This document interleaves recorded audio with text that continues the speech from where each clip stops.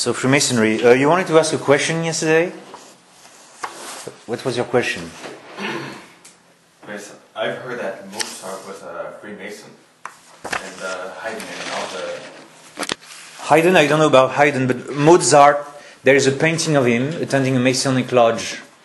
I mean, his features resemble that of Mozart. And the theme of some of his operas are written by Beaumarchais, by,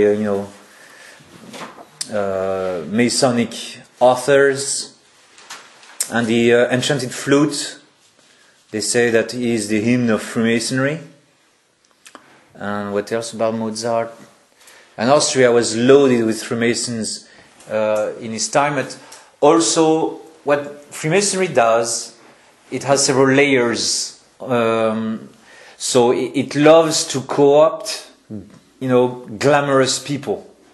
Because the way Freemasonry works, where the main strength of Freemasonry is the leverage of friendship. They offer friendship. They offer you money. They offer you help. They offer you assistance. And Mozart was always broke. He was always in debts and everything. But he brings a glamour with him. So I'm not surprised that the Freemasons were very nice to him, got near him, and were able to nudge him into a Masonic lodge. It's possible. He also wrote a piece for the dedication of a Masonic temple. Yeah, I haven't heard about that, but he could have been a Freemason, but not a higher one. Just because he never cared about, those are the people who don't care about destroying the church or anything. But he needed to pay his debts, and he didn't care much for his faith.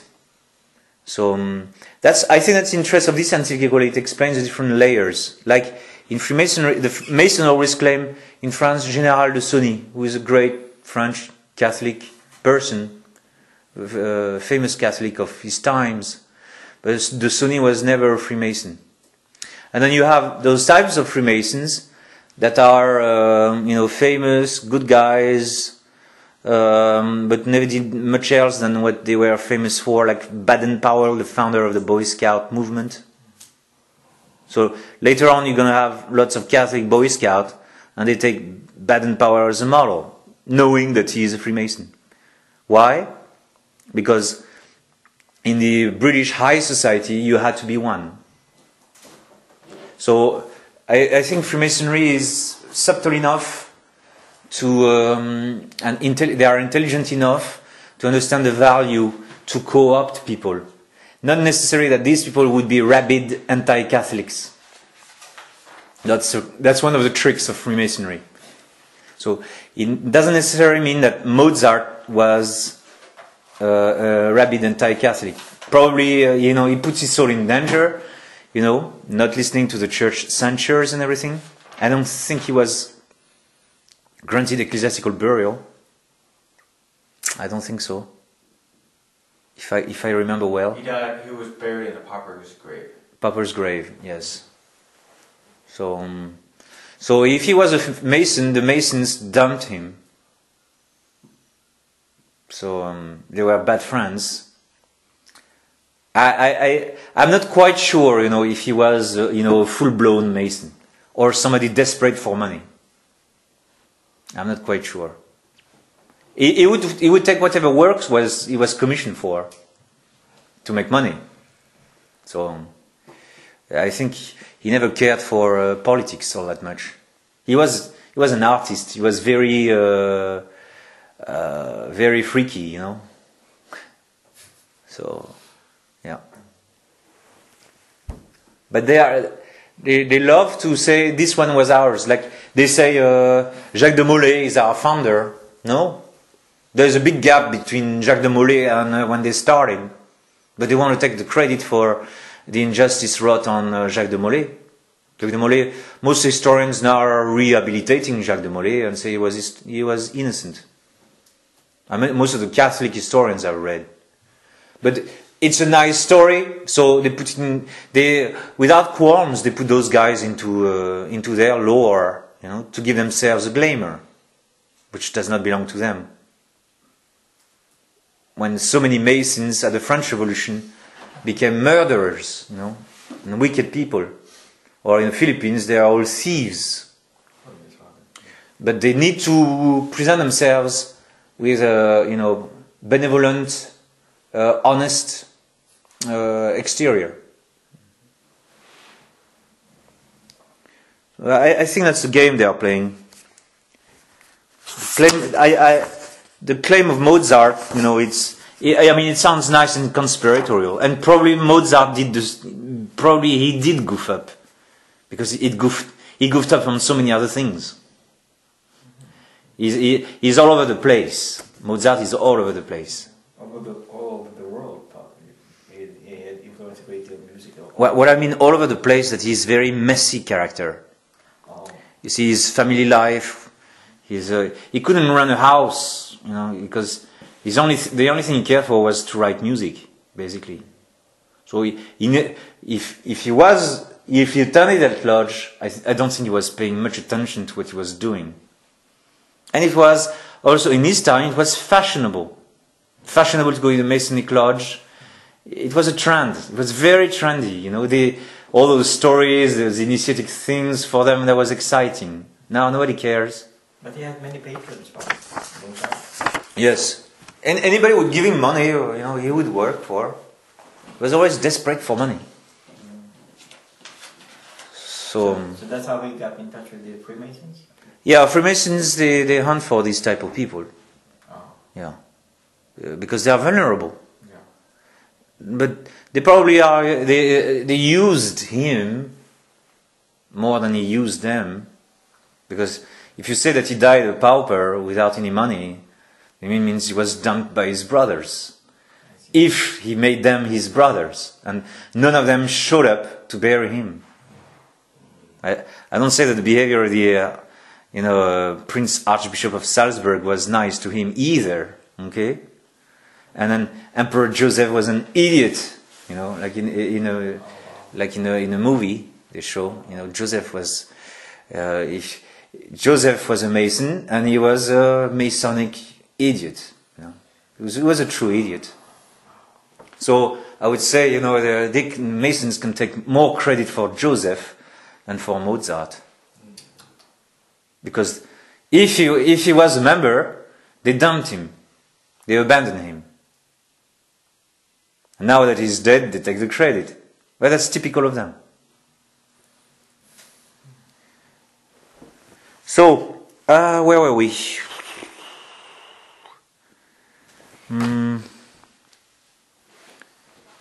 The two loves and two cities.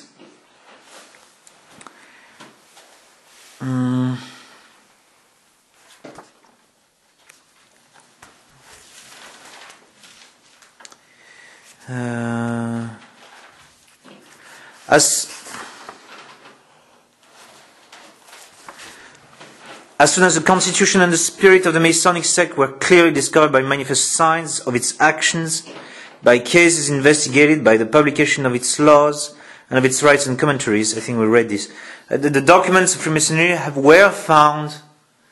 You know, the police would find the Masonic sects, they would find out what they were planning to, or the things they executed. You know, like in a crime, you can sometimes find who's done it. So once in a while, the secrets of Freemasonry are exposed. Like in the 1970s, there was a journal, Atletico, or an Italian journal, that published the list of Masonic cardinals and bishops in Rome, and those who were in the Vatican. 3 persons involved into the leaking of that list were killed within a month. But that list was nevertheless published and broadcast by Father Villa. That's a famous list where we got the names of Bea, Vio, Casaroli, all these guys. No, Bertone that's later. But Silvestrini. So we have those people. We have the list around the 70s. That didn't happen again. We are just guessing that Bertone is a Freemason, that Welle is a Freemason. most likely, because he is in charge of the appointing of bishops. And then we see by the fruits, Bishop Di Falco attends Freemasonry and is known for that. The French president of the Episcopal Conference also takes part in what is called a white reunion of the Freemasons. Tenue blanche in French. It means it's gathering of Freemasons where they are taking in guests. And the way Bishop 23 talks, Archbishop 23 of Paris, the way Cardinal Barbarin behaves, and they're all endorsing the principles of Freemasonry, which is secular humanism, la laïcité, as they say in French. So the modern Jacobin anti-Catholic state. So they do show their connection to Freemasonry, but we do not have that definite list, like the one that was leaked before, and around which three people were massacred for its leaking in the 70s. And there are, these the P2 Lodge scandal, with the Banco Ambrosiano, that thing. That's real. That's also a sign of Freemasonry. I'm pretty sure, Benedict XVI is a Freemason. Then you got some conspiracy signs like the Masonic handshake. You put the thumb on the knuckles of the hand. How do you call this? Knuckles. The knuckles. Yeah. Put your thumb on the knuckle of the hand. You are shaking. The Masonic handshake. Those are secondary signs. But the main sign that they belong all to Freemasonry is that they speak like Masons and walk like Masons. Who speaks like a duck, walks like a duck, talks like a duck, is a duck. And when Paul VI dies, the Masons are making mausolea to Paul VI, and these have Masonic symbology on it.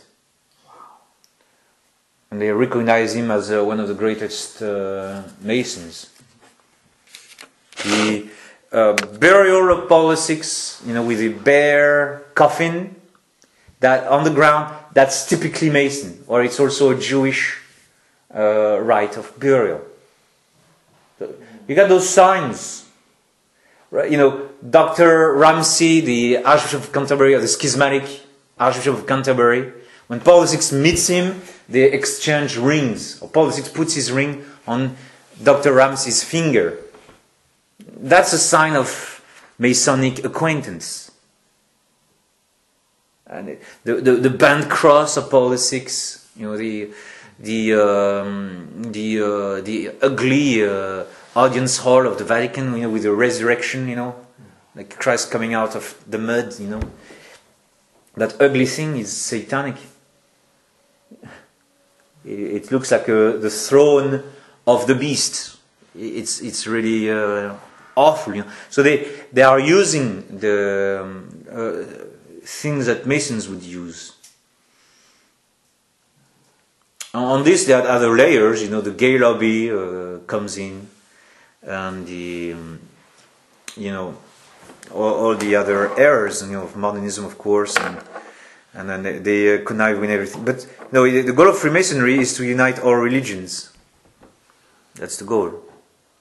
He says, as I told you before, the goal of that city is unity at the detriment of the truth and at the detriment of virtue. So this desire for unity is a Masonic. Like when Cardinal Bea is about to die, he wrote a book, He servido la unità. I have served the unity. They always quote John, that they may be one. That they want a unity of the human race, but not in the terms dictated by our Lord Jesus Christ. They don't accept these terms. So this apostolic see denounced that sect of the Freemasons and publicly declared its constitution as contrary to the law and right, to be pernicious no less to Christendom than to the state. And it forbade anyone to enter in society under penalties with the churches want to, you know. I think we read that thing already. Branded as pernicious. Yeah. Paragraph 7. But what is of highest importance in the course of events has demonstrated the prudence of our predecessors. For their provident and paternal solicitude had not always and everywhere the result desired. Only in a minority of places where the popes listened to, like Malta or Garcia Moreno's Equator, or you know, rare places where they listened to. And this either because of the simulation and cunning of some who were active agents in the mischief, because they know how to lay low, or else of the thoughtlessness, levity of the rest who ought, in their own interest, to have given to the matter their diligent attention. That's the levity of the 18th century. For them it was of no importance to be a member of Freemasonry. It was just a game. And indeed, for most of the French nobility, it was a game. They took it as a game, as a funny thing to do, as a fashionable thing. It was a fashion for the French nobility. And this was the age of the 18th century, which was a very frivolous age. Nobody cared. Nobody cared for ideas in general. You only had the Jesuits sounding the horn, but everybody else was not taking the problem seriously. And so there was this levity, this of spirit that allowed them to, because they always say, "Oh, we're just philanthropic, you know, we are, you know, they demonize us, but we're not come in and, you know, watch, you know, we are not as bad as they say. Come in and check us out." And sure enough, in this introduction or in the meetings for the outsiders, they show a very innocent, you know, harmless attitude. They look very harmless, very benevolent as well. And since they like the opposé, they like to go for the cream of the cream, so they make an interesting group of people, you know, powerful people or, you know, highly educated people. They won't recruit, you know, nobodies. Or if they recruit nobodies, then they will do a lodge for nobodies. Lodges are clubs. So they like to put people of like mind. You club them together. But it was a levity of the time. It's the spirit of the 18th century. Like the whole spirit of the 18th century is summed up in that phrase of Louis XV. Après moi, le déluge. After me, the flood. So I know everything is going to pieces. That, you know, the ideas of Christianity and Catholicism and all this is being eaten up by the termites. Why should I care? Says Louis XV. It's after me. Sure enough, his son was beheaded. But I don't care. That's the spirit of Louis XV. Because he himself, you look at his picture, you know, his beautiful painting. He's a beautiful man. But in his eyes, you can see the liberal expression. He looks like a liberal. You know, he's got this worldly demeanor. And he was morally weak. That is, he had lots of mistresses. And, you know, he was levity itself, levity of morals itself. A very weak monarch that contrasted with the firmness of Louis XIV. The firmness of Louis XIV would never to be seen again. Now, Louis XIV, at the end of his life, realized that something fishy was coming. Even before Freemasonry would come, he knew that the Orleans family was bad and worldly, and they had the wrong mentality, and would collaborate with Protestants, or would not show any commitment for the preservation of the faith in France. And so, even if Philippe d'Orléans was a great general, he preferred not to use him as a great general and face several defeats at the hands of the English and the Austrians than to send him on the battlefield. He didn't want the Orléans family to grow because he knew they had the wrong mentality. I'm talking about the later converted Louis XIV at the end of his life. When Louis XIV suffers, he's punished by God for his previous sins, and he sees that something bad is coming for France. So even before Freemasonry came, he saw the mentalities were not good and that the court was rotten. The morals of the courts were rotten morals. And that was part of Louis XIV's fault, because he brought all the nobles in Versailles and gave them nothing to do. They were bored. They were not granted responsibilities.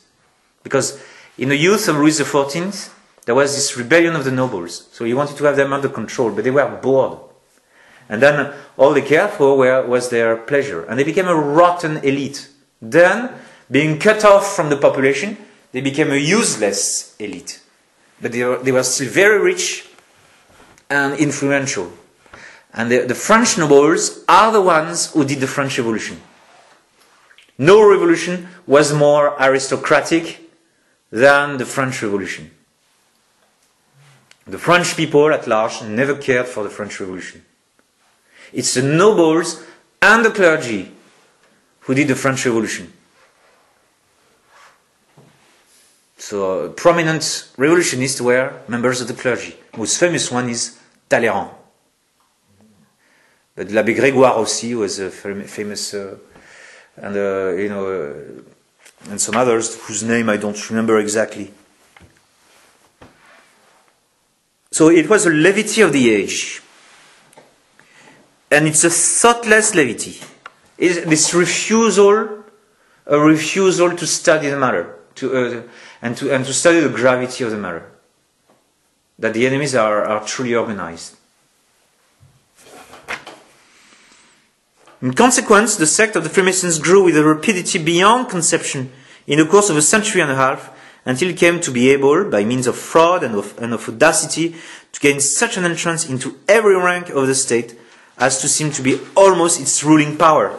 Marie Antoinette says, "Ici tout le monde en est. Here, everybody is of it." It's a state within the state. It has a full controller. You sense that, even today. That is when Pat Buchanan, made headways. Then the dragon woke up from its siesta. In normal circumstances, everything is Freemasonry business as usual. But there are some exceptional moments where the dragon has to rise and to show its power, and then you see how vast their power is. It's the beast of the apocalypse. It has 10 heads. It is so big. You chop one head off, you got the other 9 heads there. And then the head grows again. It's a hydra. You cannot, it's very hard to reach its core. Its power is undisputed. This swift and formidable advance has brought upon the Church, upon the powers of princes, upon the public well-being, precisely that grievous harm which our predecessors had long before foreseen. Because the advent of this new city, or the return of the city of Satan, came through violence. They say we are philanthropic, we are lovers of humanity, and so on and so forth. But the advent came through a great effusion of blood. So it's a very bloody thing, the beast of the apocalypse. And the beast carries the great whore of Babylon. Then it comes to some stability, like here in the US or in Western Europe. It brings about some stability in some parts of the world. And there you have what is called the Great Babylon, which is carried by the beast. But the beast has committed great effusion of blood.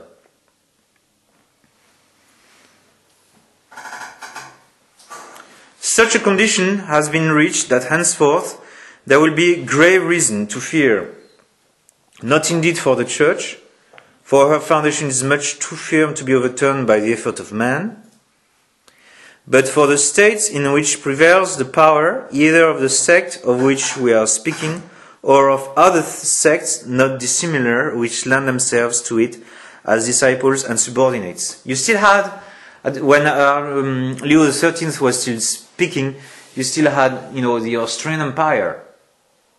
That was a great and big Catholic entity, a major Catholic entity in Central Europe.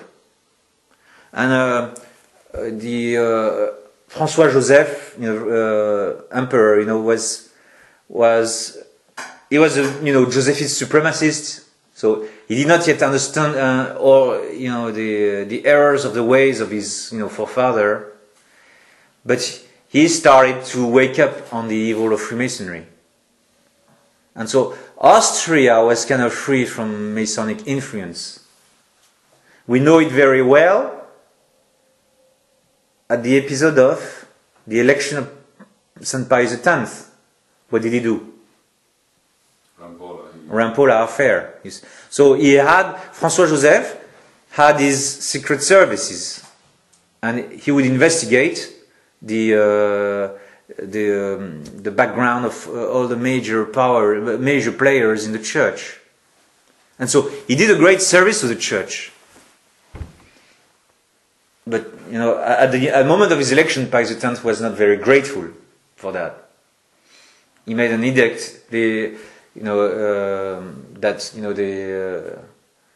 the civil power would not be able to intervene. That's the intervention of François Joseph in that election is a sign that a good Catholic prince has a say in the nomination process. The harmony between church and state does not exclude a good Catholic prince to have a say. We don't exclude that. But that power belongs only to a prince who is a Catholic, so that he can intervene as a backup. If he finds something which is utterly wrong, he can veto at least one election. It's normal. It's part of the relationship of the two powers. That's good. Just like, the religious power has a say to anoint a king. Like Pepin the Short was endorsed by the Pope of his time, Charles the Great. Those were backed by the spiritual power of the time and granted greater legitimacy by the religious authority. Or like UKP was also, he got the help of the bishops to be put on the throne. That's why in the consecration of a king, the bishops hold the kingly the crown. The peers of the king, that is the nobleman, the dukes, hold the crown on the other side, but also the bishop uphold the crown. So there is a relationship between the crown and the religious power. Now this was an instance, that reveals that Austria was preserved from Freemasonry, that the Emperor of Austria knew what he was doing. So what did Freemasonry do? What did they do? They destroyed much of the monastic orders. No. What did they do immediately 10 years later? Established their own government. World War I. World War I led to... What's the object of World War I? Destroy the monarchy. Destroy the Austrian Empire. The last great Catholic empire. By the end of World War I, the original aim of the French Revolution is achieved. No more Catholic states. But there will be a resurgence later on, after Fatima, with a reprieve in Spain and in Portugal and other places in South America. There will be the reprieve. But at the end of World War I, the situation is fairly bleak. All Western powers are under the sway of Freemasonry.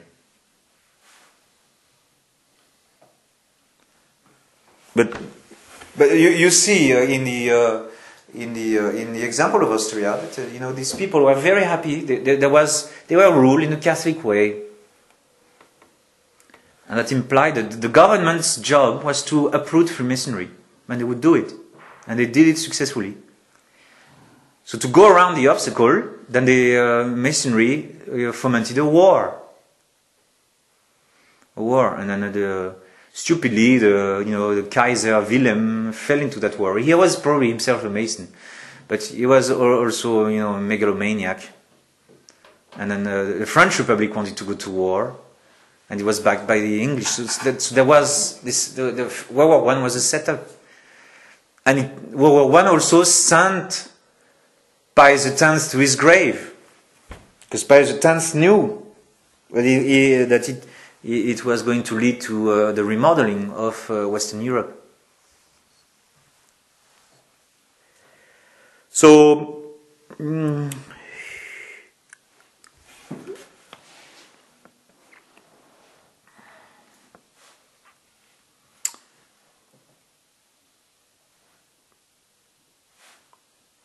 but for the states in which prevails the power either of the sect of which we are speaking, or the other sect, not dissimilar, which lend themselves to it as disciples and subordinate.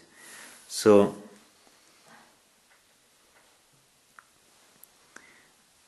a great fear, Leo XIII says, I've got a great fear of their power. For this reason, we no sooner came to the helm of the Church that we clearly saw and felt to be our duty to use our authority to the very utmost against so vast an evil. We have several times already, as occasion served, attacked certain chief points of the teaching which showed in a special manner the perverse influence of Masonic opinions. Thus, in our apostolic letter, Quod Apostolici Muneris, we endeavored to refute the monstrous doctrine of the socialist and communist. Afterwards, in another beginning, Arcanum, we took pains to defend and explain the true and genuine idea of domestic life, of which marriage is the spring and origin. One of the big goals of Freemasonry is the destruction of marriage, the destruction of the family. It's always one of their main objectives. And they never stop destroying the family. So even when people are living in a divorced way or anything, it's not enough for them. They must promote homosexuality. Because homosexuality is a sin that cries vengeance to God because it's destroying the family.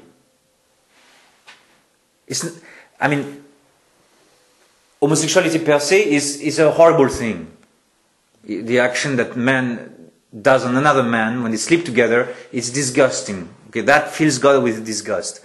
But also, the main reason why homosexuality cries for vengeance, because it destroys irrevocably the institution of the family. And that's the aim of Freemasonry, the destruction of family.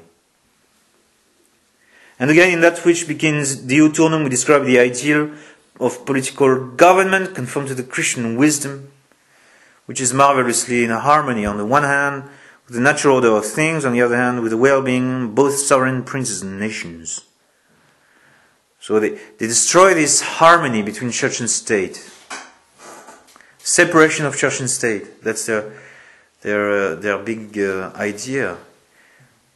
So he said, I denounce the fruits, I denounce the wrong ideas, but now I would like to denounce the stem, the trunk, where or the root where it's coming from. It is now our intention, following the example of our predecessors, directly to treat of the Masonic Society itself, of its whole teaching, of its aims, and of its manner of thinking and acting, in order to bring more and more into light its power for evil, and to do what we can to arrest the contagion of this fatal plague. So he wants to expose it. The key enemy of Freemasonry is exposure. The devil hates exposure. Father, would yes. you say that Freemasonry is involved in the destruction of morals. Do they have the intention of depopulating the entire... It's part of their ideal is to bring humanity back to 1 billion men. Yeah. Well, Really? all these, you notice, contraception came within the same bracket of years in all Western nations. Contraception came in the 60s. Then abortion in all the countries is voted in the early 70s, the same bracket of years. When there is a Catholic nation like the Philippines or Ireland, then they are capable out of flexibility to delay it 20 years. But in all the other nations that were under their rule, they brought these laws within the same brackets of laws. 10 years after abortion, they bring the reimbursement of abortion by state money. And then later on, they bring gay marriage or euthanasia, all these campaigns to happen at the same time. So this shows that it's their part of their agenda, population control, or the new morality, you know, this earth consciousness and all that. So it shows a unity of intent. There are several organized bodies which, though differing in name, in ceremonial, in form and origin, are nevertheless so bound together by community of purpose and by the similarity of their main opinions as to make in fact one thing with the sect of the Freemasons, which is a kind of center whence they all go forth and whither they all return. It's the particularity of the beast, it has several heads. They love to put their eggs in several baskets because it's safer that way. It's going to spring elsewhere. So they have a multiplicity of different rites, different groupings. There are different shapes of Freemasonry. So you got the Jewish Freemasonry, the Night Breath, and probably other sects that we don't know of. Among the Gentiles, you got plenty of different sects. Grand Lodge, Grand Orient. Now the Grand Lodge also has different rites. And you got the Rosicrucians, you got the Illuminatis, you got the P2 Lodge that we don't know what kind of branch it's coming from exactly. So you got different branches that appear, and always it's, I say it in English, in French we say protéiforme. It changes its forms and shapes. So you cannot get a hold of them all. When you when you grab one head, you cannot get a hold of the entire monster. That's the way they want it. It's better that way. They fight their war in different corps, in different separate units. But they can, at the same time, assemble together and shoot in the same direction. Unlike the Catholics, who are very bad, in warfare, at least in the last 2 centuries, because we don't coordinate ourselves all that much, but they do have a coordination. Now these no longer show desire to remain concealed, for they hold their meetings in the daylight and before the public eyes, and publish their own newspapers, organ. And yet, when thoroughly understood, they are found still to retain the nature and the habits of secret societies. So they keep a public dimension always, and there they can state their intent, which is to destroy Christianity and to create a secular society. Because the speech of Clemenceau in the French Parliament, when Clemenceau attacks the church, when Combes attacks the church, when Jules Grévy and all the other guys attacked the church in the French Parliament, they would not mince their words. They said, for instance, that these good nuns, the Sisters of Charity, are like vermin. They are like rats. We must eradicate those nuns. Their hospitals are a plague on our national territory. So they would use very vehement anti-Catholic words So that's, in the open, they don't hide their hatred for the Catholic Church. There was a time of Leo XIII. But at the same time, they still need the secret. Because not all of them are front men. So there's going to be the front man, and he will have the backing of the medias or the book printings or other channels. That front man will be backed by plenty of others. So that's the character. So there is a public dimension of Freemasonry, and there is a secret dimension of it. There are many things like the mysteries, which it is the fixed rule to hide with extreme care, not only from strangers but from very many members also, like the satanic rites that are taking place at some stage. And such as their secret and final designs, the names of the chief leaders. That's the case of the Opus Dei. Opus Dei will not tell anyone, and they won't tell the Vatican who is in charge of the Opus Dei. Yes? It said that the devil would create a mockery of the church. So wouldn't it say that what is public is like the priests who are sending, and the private secret is like the monasteries? Is a mockery of the monasteries. Mm-hmm. Well, they make their parallel religion. I mean, they are trying to mock the new church is a mockery of the church, with the Pope with his clown nose and everything, or the Rio de Janeiro thing. But they mean to establish a religion. They are religious persons. They want to worship. So, but they don't want to show their final mysteries, because people are not ready for them. They're not yet ready. They are getting there, Lady Gaga, all these horrible things going on. But, I mean, Lady Gaga, when I was in a ferry boat in the Philippines, and they were playing that thing on the screen. That screen is satanic pornography. It's a satanic gay and lesbian pornography. And that's on the mainstream. But in the 18th century, you could not preach satanic and gay pornography. Father Joe says in Tacloban, why Tacloban was hit? Because there is a lot of sorcery there.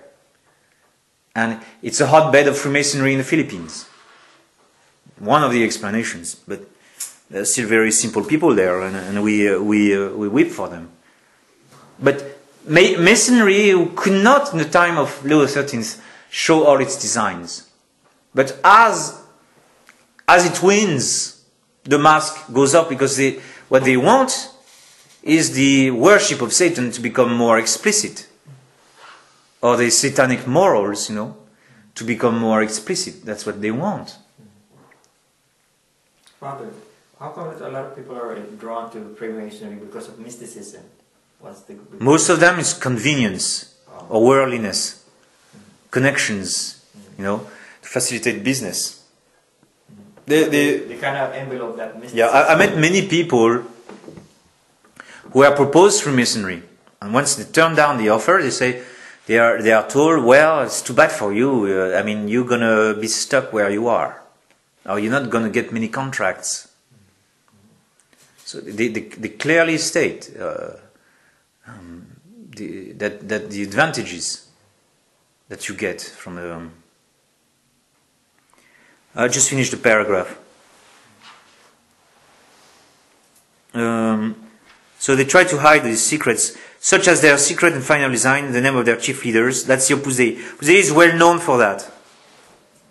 So they have, I don't remember how they named the guy who is the front Monsignor in charge, but he's not in charge of the Opus Dei. They will not even reveal who is in charge of this section of the Opus Dei in America. We don't know. They won't reveal it. They are very careful for that. It's very important for them. And they have an oath of secrecy. And certain secret and inner meetings, as well as their decisions, and the way and means of carrying them out. So this they hide. how things come about. We get to know about it after it has happened. This is, no doubt, the object of the manifold difference among the members as to right, office and privilege, of the received distinction of orders and grades, and that of severe discipline which is maintained. So there is a discipline which is maintained within the lodges. And some are punished by death. Not always. Not all those who drop out from Freemasonry are punished by death. But when a great harm is inflicted on Freemasonry by somebody who drops from it, then that person is usually put to death. That's only then, because they don't want to be portrayed as murderers. That's why those who reveal the list of cardinals and bishops, those were put to death, because it goes against Masonic ethics. You know, it's ratting upon the brethren. You know, so that's punishable by death. Like in the mafia, if you rat on your mafia, they will punish you. In Freemasonry, it's the same. So I think they put you to death if you inflict great evil on the organization when you leave. If you don't, they may not kill you.